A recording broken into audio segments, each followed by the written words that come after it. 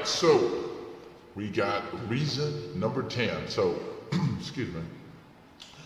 The military COVID mandate by President Biden.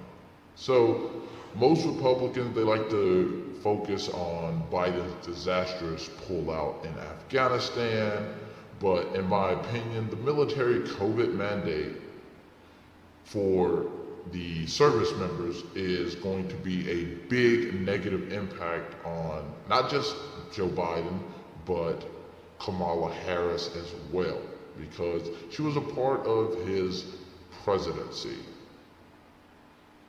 Now, this is why this is number 10.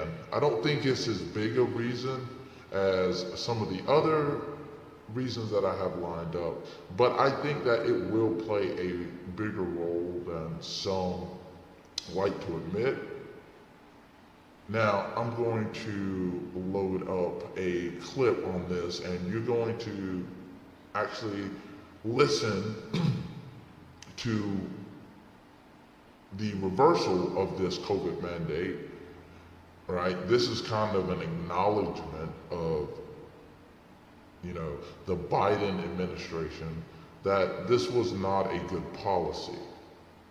So let me go ahead and get that loaded up, and then we'll talk about that on the other side as well. All right. Status of the 8,400 U.S. military personnel who got kicked out for refusing to get the COVID vaccine remains very much in limbo tonight. Congress, the President, and the Secretary of Defense recently rescinded the vaccine mandate for military members. But there's no decision yet about returning those troops to duty. Today, the Defense Department spokesman said they will not be getting back pay. In terms of back pay, you're talking specifically on COVID vaccination? Yeah.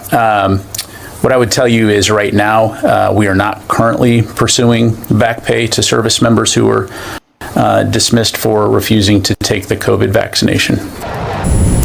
More than 3,500 of those former military members have sued the DoD on grounds of religious discrimination.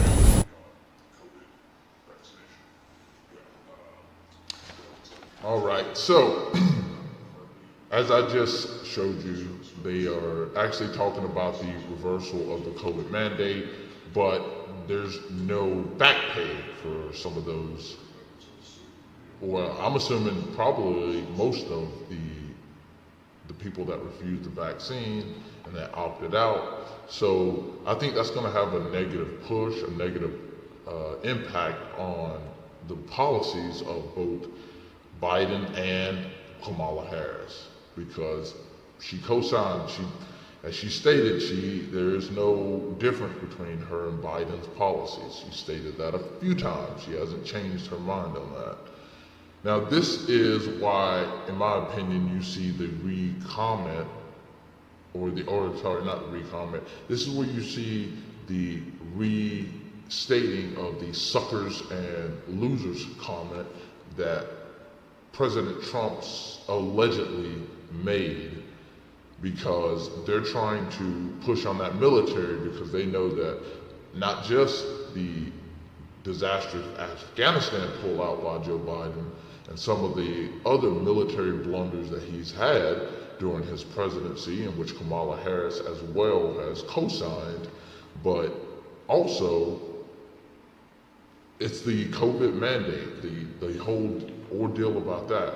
Now, this is where you also see the Arlington Cemetery supposedly confrontation between President Trump President Trump's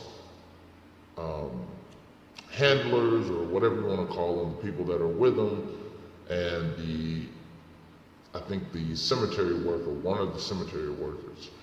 So, in my opinion, this is just another narrative to push so that they can try and stop the bleeding. See, this is going to be a death of a thousand cuts, essentially. And that's essentially what we're going to be recovering today, is the death of 1,000 cuts by this campaign. So we're going to go ahead and move on